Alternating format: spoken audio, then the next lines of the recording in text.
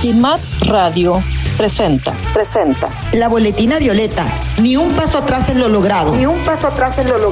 Un programa de mujeres para mujeres, por una vida libre de violencia, igualitaria, libertaria, justa y de paz. Escúchanos y comunícate con nosotras. una producción de la Observatoria Todas MX, Capítulo Sonora. Hola, buenas tardes. Mi nombre es Karina Ardiles Díaz, perteneciente a la Observatoria Ciudadana Todas MX Sonora. Y los estaré acompañando en esta segunda emisión de la Boletina Violeta, en esta producción de CIMAD Radio. Hola, buenas tardes. Mi nombre es María Elena Barreras Mendívil y me da mucho gusto compartir micrófonos contigo, Karina. A nuestra audiencia les invitamos a que se comuniquen con nosotros al 55 35 08 47 61. Recuerda, nuestras redes sociales, encuéntranos en X y Facebook como CIMAD Noticias. Estaremos conversando con protagonistas y promoventes de la alerta de violencia de género contra las mujeres en Sonora, y será de gran interés para ti. En esta primera parte vamos a estar platicando sobre cómo es que surge la alerta de violencia de género contra las mujeres, en qué contexto y sobre los desafíos actuales para la vida y la seguridad de las mujeres en Sonora. Recordemos que la alerta de violencia de género contra las mujeres es un mecanismo de protección a las mujeres del Estado mexicano, diseñado para atender la violencia feminicida y a las víctimas de los casos de feminicidio en el país. En esta primera parte del programa, y para platicar sobre la alerta de violencia de género contra las mujeres y estado que guarda en Sonora, le damos la bienvenida a la doctora Antonia Chávez Gutiérrez, académica feminista, y a la ex senadora de la República, maestra Leticia Burgos Ochoa. Ambas son pertenecientes a la red feminista sonorense y son integrantes de la Observatoria Ciudadana Todas MX Sonora, y nos estarán platicando del proceso y el estado en que se encuentra la alerta de violencia de género contra las mujeres, y en específico sobre la alerta de violencia de género contra las mujeres en Sonora. ¿Cómo están, Leti y Tony? Muy buenas tardes. Bien, buenas tardes. Buenas tardes. Empezamos contigo, Tony. ¿Nos puedes platicar qué es la alerta de violencia de género contra las mujeres? Bien, la alerta de violencia de género contra las mujeres es un mecanismo de emergencia que implementa una serie de acciones para garantizar el derecho de las mujeres a vivir sin violencia. Esta alerta de género es utilizada básicamente desde el gobierno para combatir todas las violencias de género en términos de la forma de poderlas erradicar, y bueno, también incluyendo la desaparición forzada. Y se puede decretar en un territorio determinado, ya sea por individuos o por la comunidad. Todo ello para garantizar una vida sin violencia para las mujeres. ¿Qué camino recorre la solicitud de alerta de violencia de género contra las mujeres en Sonora? El camino data de 2015 a el día de hoy. En el 2015, en un contexto difícil, tanto de Nogales, Hermosillo, como parte del sur de Sonora, encontramos situaciones similares en torno a la violencia contra las mujeres, la violencia extrema, al grado de arrebatarnos la vida a mujeres en el estado de Sonora, que nos llevó a solicitar la alerta.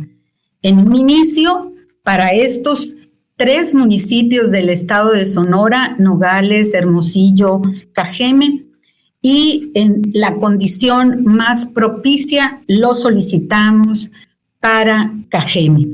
2015 al 2017 se tuvo que esperar, es decir, demorar, para que se nos comunicara de la condición en la que se encontraba Cajeme, estableciendo, entre comillas, que no había elementos suficientes para declararla. 2 años después, se solicita por segunda vez por el delito de violencia feminicida, y no es sino 2 años después del 2019, en el 2021, que se declara por primera vez la alerta de violencia de género en el estado de Sonora.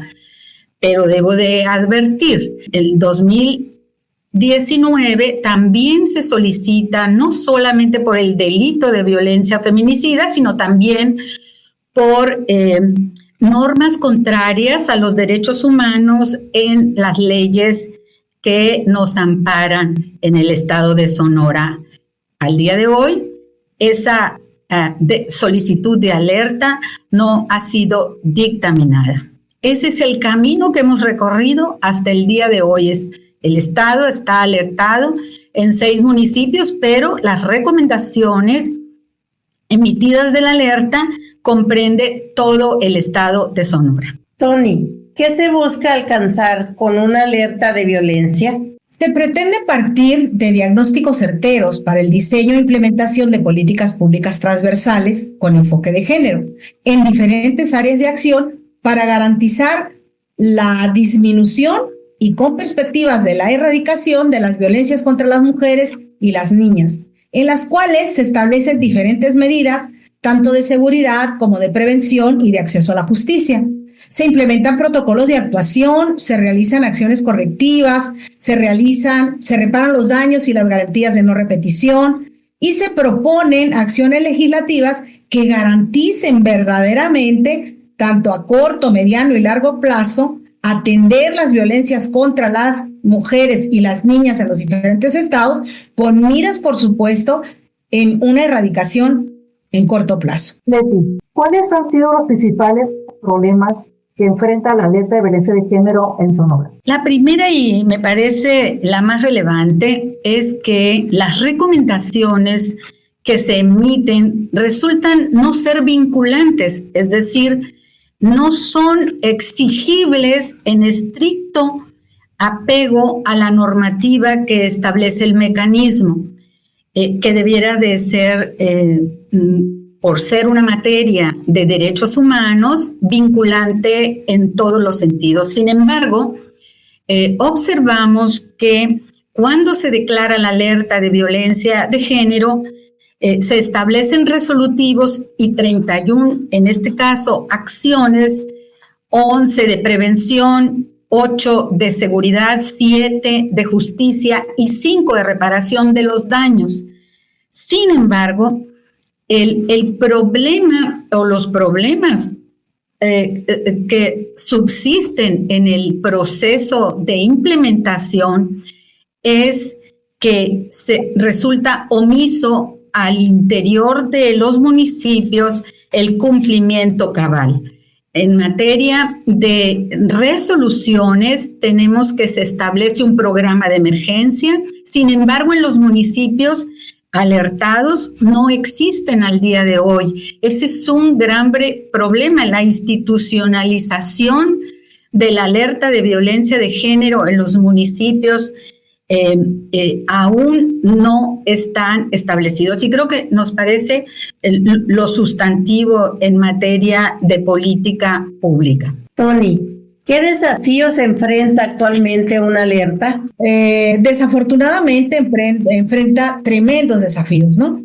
Creo que lo que más hemos encontrado dentro de las dificultades y que tendrían que ser los desafíos a atender y resolver, está la falta de información suficiente para poder fundamentar los diagnósticos.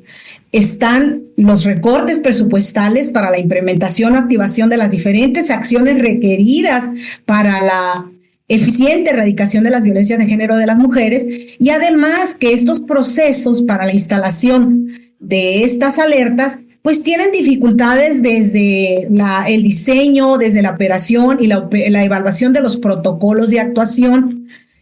Esto disminuye la capacidad para incidir en esta disminución y erradicación de las violencias contra las mujeres y las niñas. Además que estos procesos siguen siendo mucho más lentos que lo que el problema requiere. Desafortunadamente, no todas las instancias se comprometen o tienen la capacidad para entender las estrategias que se tienen que modificar. Y entonces es un poco como ir nadando contracorriente entre las estructuras tradicionalmente establecidas que desde el policía, desde el servidor público que atiende una demanda, es incapaz de entender que con su propia actuación retrógrada está violentando los derechos de las propias víctimas. Entonces, si hablar de la capacitación y la sensibilización suficiente, pues obvio los demás procesos van a seguir siendo muy lentos para garantizar una activación real y efectiva. Y bueno, el problema viene desde la gestión inicial de cuando se solicita la atención para instalar una atención a la alerta de violencia de género. Desde ahí, las propias agendas para el trabajo de los expertos y que puedan dar el diagnóstico pertinente con el diseño de los protocolos de atención, desde ahí, desde las instancias gubernamentales, son incapaces de asumir quiénes son las personas que deban de coordinar este tipo de trabajos. Una de las experiencias más terribles que a mí me han pasado cuando he participado en estos equipos de expertos es que de pronto ponen a coordinar estos trabajos a un hombre. O sea, y no es porque tenga yo una resistencia a que sean hombres los que estén coordinando estas agendas, pero hombres que ni siquiera tienen una preparación para sensibilizarse de estas desigualdades de género que están detrás de las violencias. Entonces, creo que incluso son violencias que las mismas personas expertas que intentan resolver las nuevas propuestas para erradicar esta cultura de violencia contra las mujeres se da dentro de los mismos grupos. Entonces, creo que la mayor resistencia y el mayor desafío es que las propias instancias gubernamentales estén lo suficientemente capacitadas para desarrollar las acciones que corresponden. Existe realmente toda una falta de información, no hay diagnósticos estatales que permitan agilizar estos procesos de diagnóstico, porque ni siquiera hay proceso de evaluación que pueda dar cuenta de dónde partimos y cuáles son los alcances logrados. Leti, ¿qué logros y retos se tienen en Sonora bajo la alerta de violencia de género contra las mujeres? Bueno, en realidad los retos, y quisiera yo empezar con ello, son lo que tienen que ver con la comprensión de la institución responsable de garantizar la protección, la seguridad, la vida y la integralidad de las mujeres en un territorio determinado. Efectivamente, un gran reto es lograr que los 3 niveles de gobierno,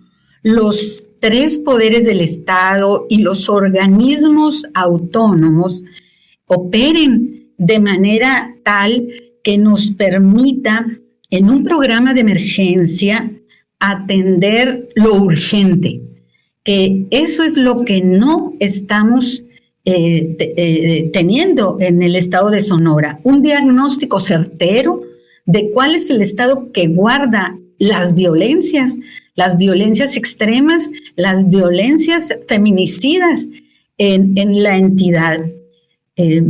La transversalidad, un reto enorme en materia de política pública es que la transversalidad no se entienda como algo aislado de una coherencia programática. Este programa de emergencia que demanda una alerta de violencia de género debe de estar debidamente coordinada por el sistema, en este caso a nivel de federal, estatal como municipal, los sistemas para prevenir, atender, sancionar y erradicar la violencia contra las mujeres. Hoy, en los municipios alertados, se carece de un programa transversal para prevenir, para atender, sancionar y erradicar las violencias contra las mujeres en el estado de Sonora.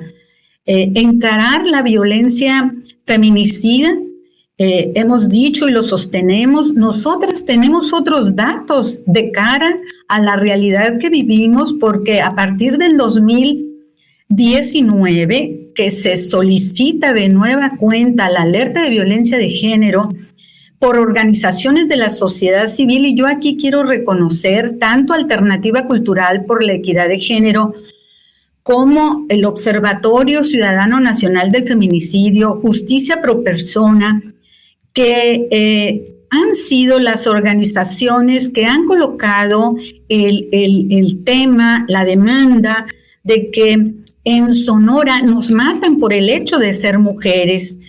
La desaparición de mujeres,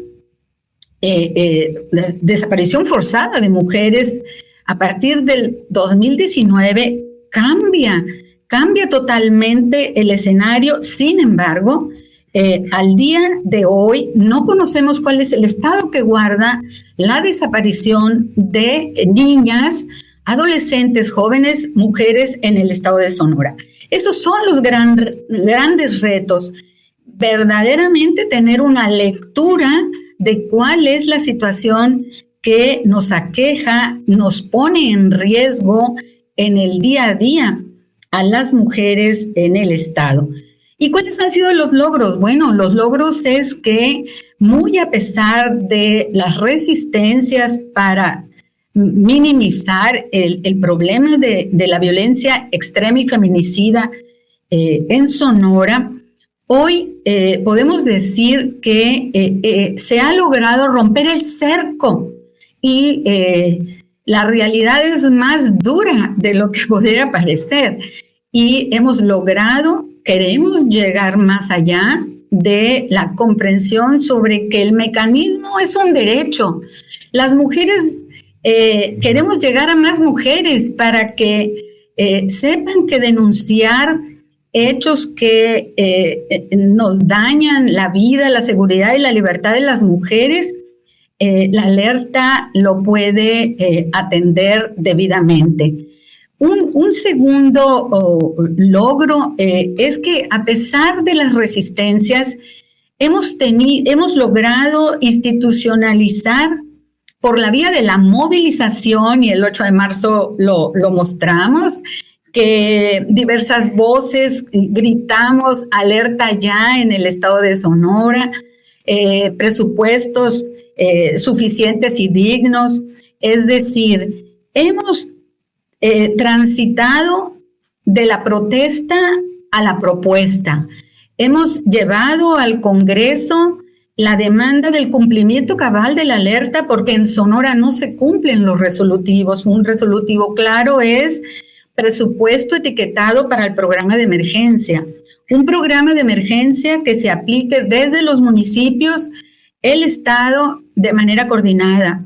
Y creo que son logros, los 3 centros de justicia son logros de la movilización feminista que hemos logrado articular con más de 42 organizaciones colectivas, académicas, periodistas, feministas en la acción. Los municipios alertados son San Luis Río Colorado, Nogales, Hermosillo, Guaymas, Empalme y Cajeme.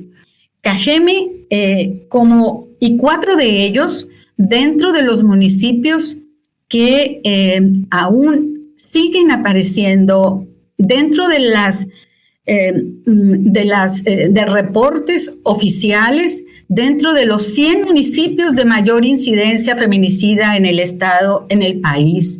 Entonces, esa es una muestra de que lo que se ha hecho al día de hoy no ha sido suficiente y que hay retórica en lo que se informa. Al día de hoy no tenemos un dictamen del órgano establecido en la ley, que son CONAVIM, a través del grupo interinstitucional y multidisciplinario, que nos diga cuál es el estado que guarda la alerta de violencia de género. Pero nosotras, al tener datos que confirman que lo que se hace es totalmente insuficiente y que la alerta hoy por hoy sigue siendo una necesidad urgente de atender, que sea vinculante, que los 3 órdenes de gobierno y los 3 poderes del Estado cumplan cabalmente con ella. Muy interesante el proceso que se recorra para hacer valer una alerta, siendo un mecanismo de protección a las mujeres. Es evidente que queda mucho por hacer de parte de las autoridades. Se carece de una medición del impacto de resultados en los 6 municipios alertados. 4 de los 6 municipios alertados persiste la violencia feminicida, encontrándose entre los 100 municipios de mayor incidencia de violencia feminicida en el país. San Luis Río Colorado, Nogales, Hermosillo y Cajeme A partir de 2018 a la fecha, se crea en el presupuesto total de egresos el apéndice M, un presupuesto dirigido a contribuir al adelanto de la igualdad entre las mujeres y hombres en la entidad, sin que precise un fondo específico para la atención y cumplimiento de las 31 acciones derivadas del resolutivo de la Declaratoria de la Alerta de Violencia de Género contra las Mujeres por el delito de feminicidio, emitida el 4 de agosto de 2021, a 3 años y 7 meses de la declaración, no se cuenta con un dictamen del Grupo Interinstitucional y Multidisciplinario, GIM, órgano obligado por la ley para emitir observaciones y recomendaciones de las acciones cada 6 meses a partir de su implementación. Sin duda, mucho por hacer para hacer efectiva la alerta de violencia de género contra las mujeres. Muchas gracias, doctora Antonia Chávez Gutiérrez, y a la ex senadora Leticia Burgos Ochoa. Continuamos en el programa para seguir hablando de la alerta de violencia de género en contra de las mujeres y el desarrollo de la violencia feminicida en Sonora, porque nosotras tenemos otros datos. Pero antes vamos a un pequeño corte. Te recordamos que estamos en las redes sociales en X y Facebook como CIMAC Noticias, y nuestro teléfono en cabina es el 55 35 08 47 61. Estamos esperando tus comentarios. En CIMAC Radio queremos escucharte. Queremos escucharte. Queremos escucharte.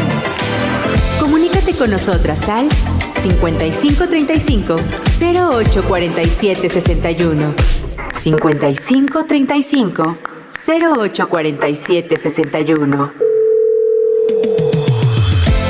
Y déjanos conocer tus opiniones sobre nuestra programación. CIMAC Radio, periodismo con perspectiva de género. La alerta de violencia de género, siendo un mecanismo de protección a las mujeres, es declarada por el Estado mexicano, quien emite un resolutivo de acciones gubernamentales emergentes y temporales a los 3 poderes del Estado, a los niveles de gobierno estatal y municipales y a los organismos autónomos.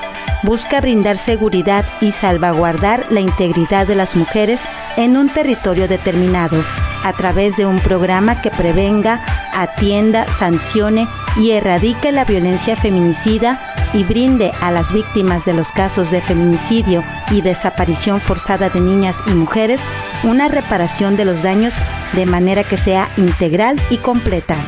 Regresamos con ustedes, recordándoles nuestros teléfonos 55 35 08 47 61, y en las redes sociales encontramos en X y en Facebook como CIMAC Noticias. Y ahora, en esta segunda parte del programa, tenemos a la maestra Lisette Sandoval Meneses, académica feminista y activista del Observatorio Todas MX Sonora, para que nos platique del desarrollo de la violencia feminicida en Sonora. Bienvenida, maestra Lisette. Hola, ¿qué tal? Muchas gracias, Karina, y saludos al auditorio. Lisette, ¿cómo ha sido el comportamiento del fenómeno de la violencia feminicida en Sonora a partir de que se declara la alerta de violencia de género en Sonora en agosto de 2021? Mira, pues tenemos registro desde el comportamiento a partir del año del 2015, que es bueno mencionarlo como un antecedente, y más porque es cuando se hace la primera petición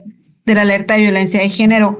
Lo que registran las estadísticas es que ha habido un aumento de feminicidios a partir del 2015. En el 2019 tenemos un pico importante y en 2021 los feminicidios alcanzaron números máximos si consideramos que el periodo de análisis comienza en 2015. Del 21 al 2024 en específico, pues lo que observamos en los números institucionales son realmente ligeras disminuciones, lo cual pues no representa una reducción efectiva del feminicidio. Por el contrario, se observan a partir de 2019 ciertos patrones de violencias que se empiezan a presentar, como por ejemplo la aparición frecuente de cuerpos de mujeres con violencias deshumanizantes en vía pública, el encuentro de cuerpos de mujeres en fosas, el aumento de la desaparición como antecedente del feminicidio. Y desafortunadamente, Cuando no se conoce la identidad de la víctima o no se conoce el perpetrador, estos hechos violentos no se registran como feminicidios, aun cuando cumplen con por lo menos hasta 3 causales de lo que dicta el Código Penal de lo que se debe registrar como feminicidio. Además, esto es violatorio también al Código de Investigación de Feminicidio con Perspectiva de Género, lo cual nos dice que hasta que no se compruebe que un asesinato de una mujer es un homicidio, pues se debe investigar como feminicidio, ¿no? Y aquí lo que tenemos que resaltar es cómo estos hechos no se registran como feminicidios, invisibilizándose, y cómo está también una falta de investigación y por lo tanto de impunidad en este tipo de crímenes. Entonces, si nosotros, o más bien, si estos hechos se contabilizaran como feminicidios, tuviéramos números muy altos que reflejarían un fracaso rotundo en la prevención de feminicidios. Maestra, ¿cuáles son los tipos y escenarios que caracterizan la violencia feminicida en Sonora? Mira, Karina, hemos observado 5 escenarios generales en cómo se desarrollan los patrones del feminicidio en Sonora, que es, digamos, los escenarios, pues para no decir comunes, los que más se presentan son el escenario de violencia familiar, escenario de violencia de pareja, escenario de violencia comunitaria y a partir de 2019, como lo hemos venido subrayando, pues se suma a este piso feminicida, por decirlo de alguna manera, el escenario de violencia criminal, por esos cambios que vemos en la configuración de las violencias, precisamente a partir de este año 2019, cuando se elevan los homicidios de mujeres, se elevan los casos de mujeres encontrados en fosas. Y aunque los escenarios son violencias encadenadas, pues cada uno de estos escenarios tiene distintos continuums de violencias que, dados los distintos casos, pues terminan en una falta de prevención, en una falta de atención y a fin de cuentas terminan en casos de muertes violentas de mujeres. Lo que hemos observado también es que en todos los escenarios, en todos estos escenarios se presentan violencias deshumanizantes, se presenta el fenómeno de la desaparición, se presenta también violencia sexual y se presentan características que la autoridad suele asociar solamente al escenario criminal, por ejemplo, que los cuerpos estén atados de manos, que el cuerpo esté envuelto en bolsas, en cobijas o el rostro. Y eso creo que es algo que nos deja mucho que decir sobre esta falta de diagnósticos que tenemos, ¿no? Por eso es que estos hechos donde observamos que no se investigan los asesinatos de los cuerpos de mujeres que aparecen en vía pública, pues realmente pudieran pertenecer a cualquiera de estos escenarios. Sin embargo, la autoridad lo que hace es reducirlos o minimizarlos para que se pierdan entre los homicidios que tienen que ver con la violencia criminal. ¿Cómo se han desarrollado los casos de feminicidio cometidos en los ámbitos familiar y de pareja? Pues mira, hay varios patrones en los distintos escenarios, como mencionábamos ahorita. En el ámbito familiar, las principales víctimas son las niñas, hay incluso bebés, hasta adolescentes, y las mujeres mayores de edad. Y esto también nos da pauta para poder hacer o planear estrategias de prevención basados también en los distintos grupos de mujeres. Si bien sabemos que la violencia es un flagelo que nos atraviesa a todas las mujeres en todos los grupos de edades, el análisis de los escenarios y de perfiles lo que nos ayuda es a desarrollar estas estrategias preventivas enfocadas. En el caso de las menores de edad, generalmente cuando son asesinadas por violencia familiar, lo que encontramos también es una invisibilización de estas violencias, porque estos son asesinatos que no se contabilizan tampoco como feminicidios, aun cuando hay presencia de violencia sexual. Y ese es otro dato que hemos observado, que hay una falta de registro de las violencias sexuales. En el caso de los asesinatos de las mujeres mayores de edad, pues se ha venido incrementando el número, este número de hechos. Son asesinadas principalmente por sus hijos y es un acto violento, pues que ha venido también creciendo a partir de hace algunos años a la fecha. En los escenarios de violencia de pareja, pues si bien el rango es un poco más amplio, el rango de edad, sin embargo, las mujeres que son mayormente asesinadas son mujeres jóvenes. Y algo curioso, que no solamente son asesinadas por sus parejas, también son asesinadas por sus exparejas. Algunas de ellas contaban ya con denuncias por violencia familiar, algunas de ellas incluso tenían medidas de protección y aún así pues no pudieron librarse de esta violencia feminicida. Y algo que tenemos que resaltar es que en el año 2024 contabilizamos 17 casos de feminicidio en escenarios de violencia de pareja, que es un número muy alto y es el número más alto que tenemos por lo menos desde el 2015, que es cuando hemos venido registrando, ¿no? Y esto pues creo que nos habla un poco de cómo tenemos que ponernos a analizar esta efectividad de las políticas encaminadas a prevenir y atender la violencia de pareja o la violencia contra las mujeres.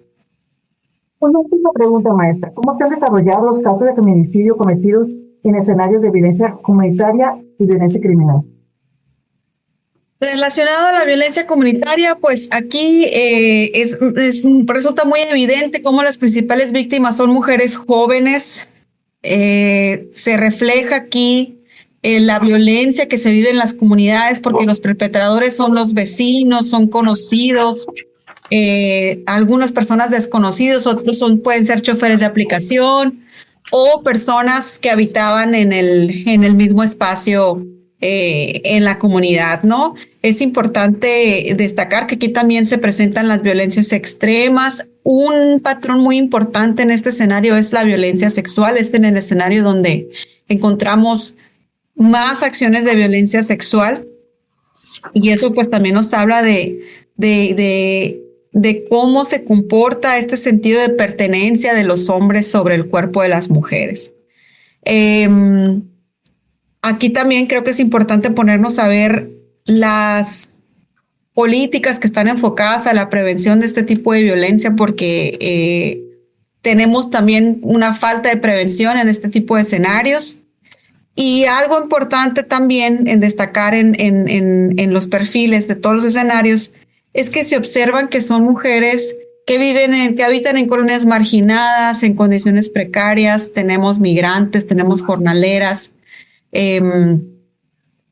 Y si bien las medidas que tienen que ver o que se dictaminaron en 2021 por CONAVIM, pues bueno, las medidas que tienen que ver con la atención a estos grupos pues tienen que ver simple y sencillamente con tener un traductor o una traductora en las atenciones, pero realmente no hay un programa que esté enfocado directamente a los grupos grupos de mujeres vulneradas, ¿no? Específicamente. Y eso creo que también es una ausencia que es un reto, este análisis interseccional de quiénes son más proclives a sufrir violencia, a sufrir feminicidio o a ser desaparecidas. Y esto lo ligamos con el escenario criminal, porque aquí también la mayoría de las mujeres pues tienen ese perfil, es el escenario criminal que se manifiesta, como decíamos ahorita, a partir del año 2019. Y es un escenario donde encontramos pues también, como decíamos, las violencias deshumanizantes, como también las mujeres que son encontradas en fosas clandestinas, ya lo decíamos, son revictimizadas, pero tampoco no son investigados sus casos y no son contabilizadas como feminicidios. Cuando hemos visto perfiles, por ejemplo, el año pasado se encontró una activista que tenía un comedor de niños en una fosa clandestina. No tenemos ninguna investigación y obviamente no está catalogado como un feminicidio, ¿no? Entonces, desafortunadamente, cuando tiende a haber algún elemento criminal, la autoridad lo que hace es inmediatamente revictimizar a las víctimas, casi culpándolas por estar en el lugar incorrecto, la compañía incorrecta, pero no se analizan este tipo de actos. Y aquí es donde tenemos que resaltar la importancia que nos decían nuestras compañeras anteriores sobre los diagnósticos, porque no tenemos diagnósticos, no tenemos patrones. Lo que hemos observado es que hay una sistematización en las colonias donde se han encontrado fosas o cuerpos de mujeres, son repetitivas, ¿no? Y generalmente tiene que ver en estos municipios alertados, tiene que ver con las áreas rurales y con colonias marginadas en las áreas urbanas. Por ejemplo, en Cajeme, el Valle del Yaqui, es un lugar de encuentro repetido de cuerpos de mujeres. En Guaymas, en la zona rural del San José de Guaymas, y en Hermosillo, la zona rural de Miguel Alemán. Muy interesante el análisis de la tipología de la violencia feminicida en Sonora, que la maestra nos muestra desde la perspectiva feminista. Es evidente que nosotras en Sonora tenemos otros datos. La violencia contra las mujeres adquiere distintas configuraciones. A partir del 2019 se agrava el fenómeno de la desaparición forzada de mujeres y jóvenes como antesala feminicida, los asesinatos cometidos en la vía pública, las mujeres encontradas en fosas clandestinas y el aumento de casos en escenarios criminales. En tanto, señala que las políticas y los programas gubernamentales dirigidos a prevenir y erradicar la violencia contra las mujeres no los han tomado en cuenta. Estos casos no son contabilizados como feminicidios y la ausencia de una política para atender el problema de las desapariciones forzadas sin acciones concretas del gobierno se suma a la invisibilización que conlleva subestimar la magnitud del problema. Es decir, el Estado sigue con la práctica del doble rasero, vulnera directamente los derechos de las mujeres que está obligado a proteger, lo que demuestra la urgencia de visibilizar la emergencia en la que se encuentra Sonora. Se atienda y se cumplan con las 31 acciones, 11 de prevención, 8 de seguridad, 7 de justicia y 5 de reparación de los daños de la alerta de violencia de género contra las mujeres. Garantizar el acceso de las mujeres a la justicia y vivir seguras y libres de violencia. Agradecemos la presencia de la maestra Lisette Sandoval Meneses. Continúa con nosotras. Vamos a un breve corte y regresamos con más de la Boletina Violeta. Antes, permíteme recordarles nuestro número telefónico 55 35 08 47 61 y en redes sociales encuéntranos como CIMAC Radio en X y en Facebook. Regresamos. No te vayas. En CIMAC Radio queremos escucharte. Queremos escucharte. Queremos escucharte. Comunícate con nosotras al 5535 08 47 61. 5535 08 47 61. Y déjanos conocer tus opiniones sobre nuestra programación.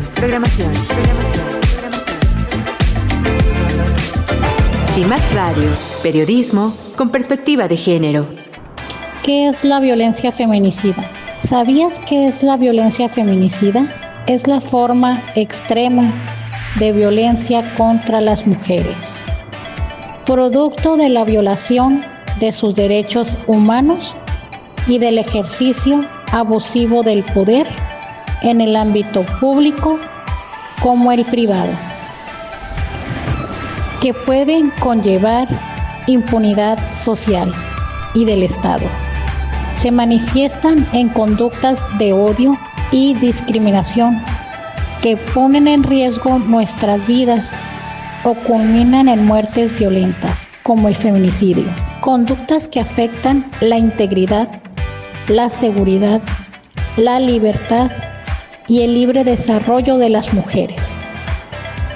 La violencia feminicida es el crimen de Estado cuando éste no es capaz de garantizar la vida, la seguridad y la libertad de las mujeres, quienes vivimos diversas formas y grados de violencia cotidiana a lo largo de la vida, como en los municipios alertados en Sonora.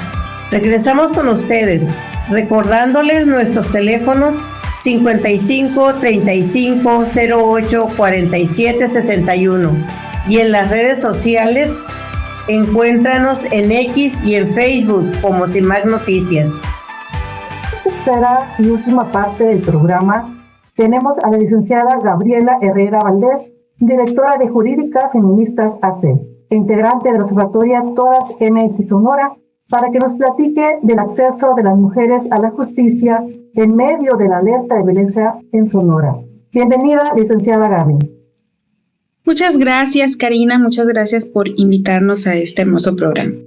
Gaby, en relación al índice de violencia familiar, violencia sexual y violencia económica, ¿cuáles son las condiciones para que las mujeres interpongan una denuncia? Sí, en este plano del estado de Sonora, si bien es cierto, pues contamos con los centros de justicia para las mujeres, pues también contamos con las fiscalías y las agencias de investigaciones criminales, donde las víctimas pueden ir y presentar su denuncia y posteriormente puede esta denuncia se canaliza pues a la agencia de delitos sexuales y violencia familiar. Pero pues la odisea para presentar una denuncia pues sí, sigue siendo como bien te digo, pues un momento pues no grato para quienes deciden en un momento pues obligadas o ya con la voluntad de denunciar, van a solicitar medidas de protección o una solución a su situación de violencia. En promedio, las mujeres deben están entre 4 y 6 horas en las agencias donde se les levantan las denuncias. En estas 6 horas aproximadamente, ellas pues hacen su declaración. Posteriormente les aplican pues el peritaje psicológico, el peritaje médico. Si bien es cierto, no en muchas ocasiones, pues ellas alcanzan a realizarse los peritajes y tienen que volver generando una cita próxima. Aquí lo que quiero resaltar de este proceso es que sigue siendo pues violento y sigue siendo revictimizante porque siguen los comentarios, las quejas de las víctimas donde son atendidos por personal que pues está mal capacitado, no cuenta con perspectiva de género al momento de recibir una denuncia. A estas alturas siguen haciendo preguntas como, ¿pero por qué hasta ahora está denunciando? ¿Está usted segura que va a denunciar? Porque esto es para que él vaya a la cárcel. Si sabe usted que no es cualquier cosa, tiene que usted valorar si va a denunciar o no. Entonces, las mujeres continúan con este tipo de relatos y mucho se debe precisamente al presupuesto que tiene Fiscalía, a la capacidad de contratación, no hay una capacitación previa, hay una rotación en una investigación que debe de durar aproximadamente 8 meses, 1 año según lo que marca la ley. Cambian hasta 6 veces de Ministerio Público, no saben quién es su Ministerio Público. Entonces, este ha sido como una constante, un panorama para las mujeres que van y presentan sus denuncias.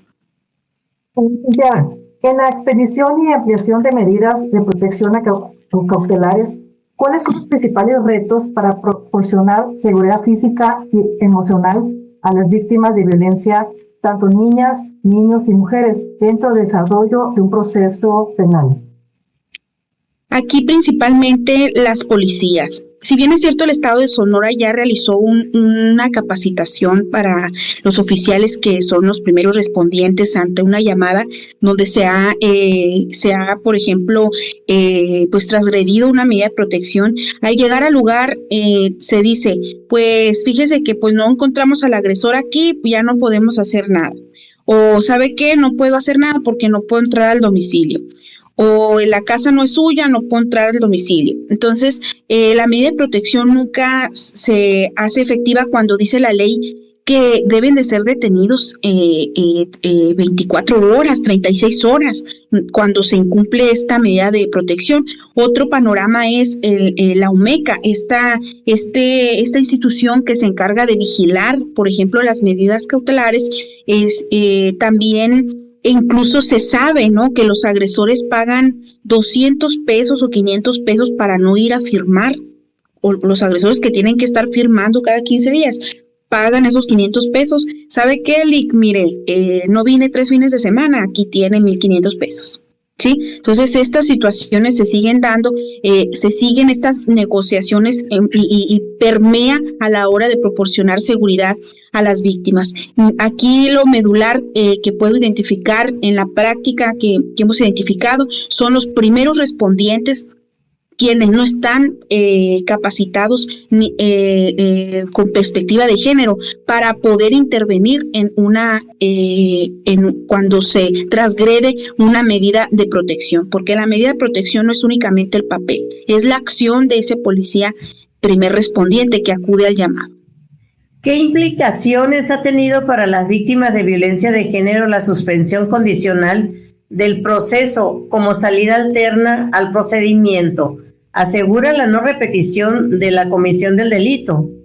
Sí, mire, la suspensión condicional es una forma alternativa de no llegar a un juicio oral, de que si el agresor es la primera vez que comete el delito, si anteriormente no ha tenido una sentencia condenatoria, se le da esta oportunidad. Si el delito no es grave, en el caso de la violencia familiar, el acoso, el hostigamiento, no son delitos graves, por lo tanto, tienen acceso a esta suspensión condicional, donde ellos pueden estar en libertad, pagarle a la víctima la reparación del daño que establezca Fiscalía, y el agresor continuar en libertad mientras dure una medida que puede ser de hasta 2 años, ¿sí?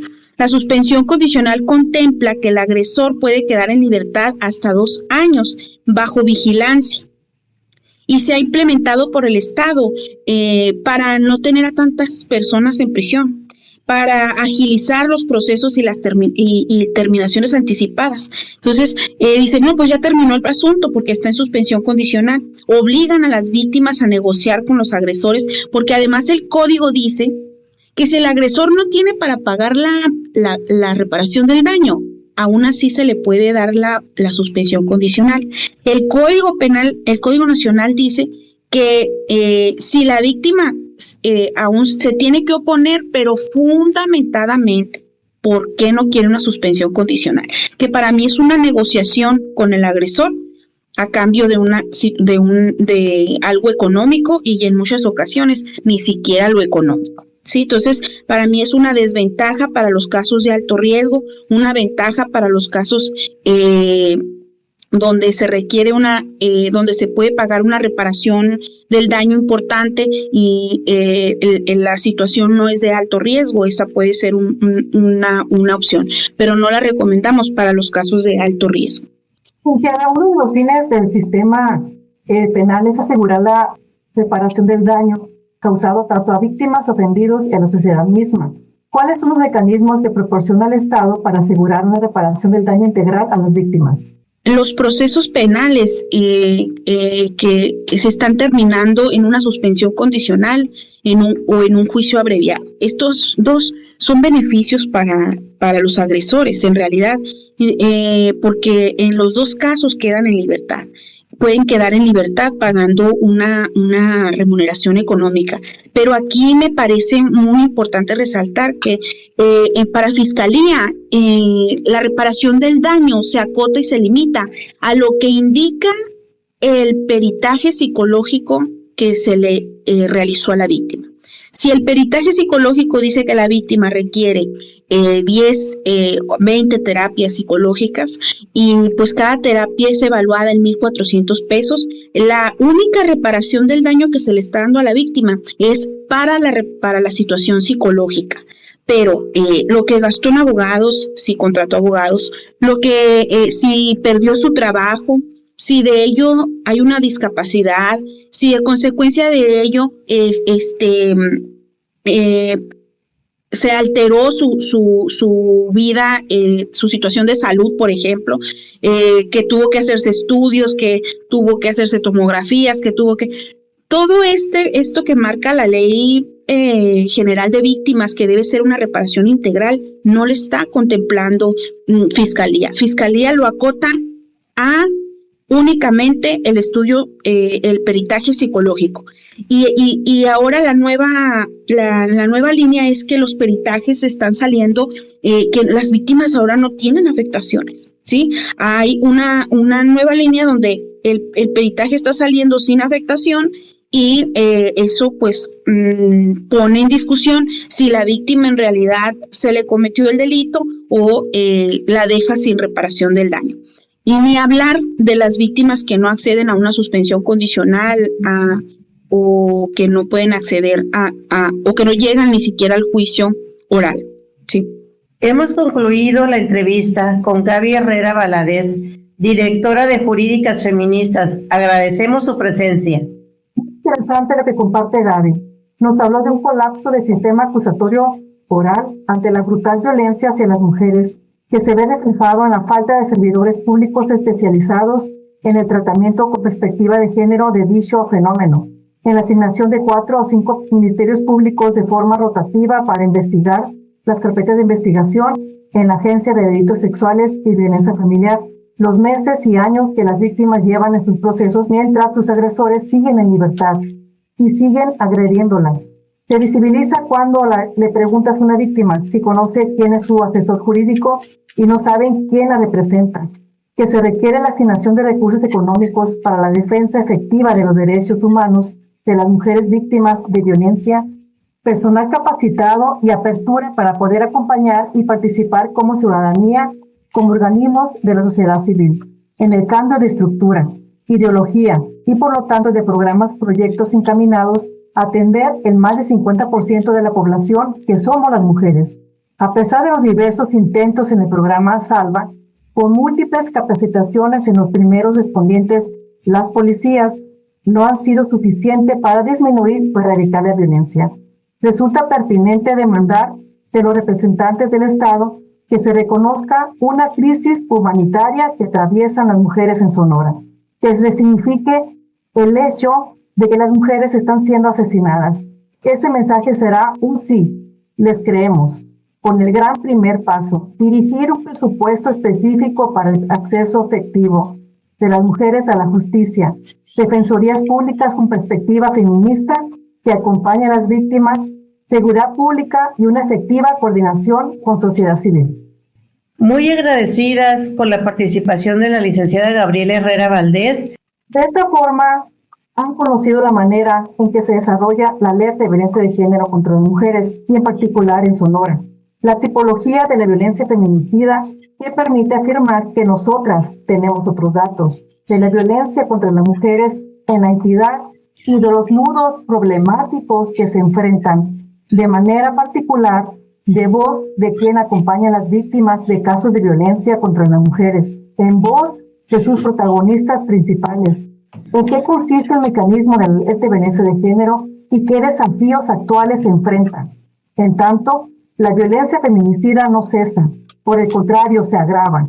Se precisa reconocer la emergencia y de garantizar la protección de la vida, la seguridad y la libertad de las mujeres en el país. Agradecemos el habernos acompañado en esta segunda emisión del programa La Boletina Violeta, a la académica feminista y activista doctora Antonia Chávez Gutiérrez, a la ex senadora Leticia Burgos Ochoa, ambas de la Red Feminista Sonorense, a la académica feminista y activista maestra Lisette Sandoval Meneses y a la defensora feminista y activista licenciada Gabriela Herrera de Jurídicas Feministas AC, todas activas, promotoras violetas de la Observatoria Ciudadana, todas MX Sonora. Pero sobre todo, muy agradecida que tú nos escuches y nos hayas acompañado a lo largo de esta emisión de la Boletina Violeta, en donde abordamos la alerta de violencia de género contra las mujeres y su desarrollo en Sonora. Esta es una producción de cargo de Lucero Zamora de CIMAC Radio, en coordinación con la Boletina Violeta. Agradecemos a Saraí Nicanor como asistente de producción, a Irina Oliva Carmona, colaboradora de producción, y al estudio de grabación Marketing. Un agradecimiento especial. Me despido, yo soy María Elena Barreras Mendívil de la Red Feminista Sonorense e integrante de la Observatoria Todas MX Sonora. Yo soy Karina Arguiles Díaz de la colectiva feminista Guantes de San Luis Río Colorado, integrante de la Observatoria Todas MX Sonora. Nos escuchamos el primer martes de cada mes a las 15 horas, 3 de la tarde, en una emisión más de la Boletina Violeta. Muchísimas gracias por habernos acompañado. Buenas tardes. CIMAC Radio presentó la Boletina Violeta, ni un paso atrás en lo logrado. Un programa de mujeres para mujeres, por una vida libre de violencia, igualitaria, libertaria, justa y de paz. Escúchanos y comunícate con nosotras. Una producción de la Observatoria Todas MX, Capítulo Sonora.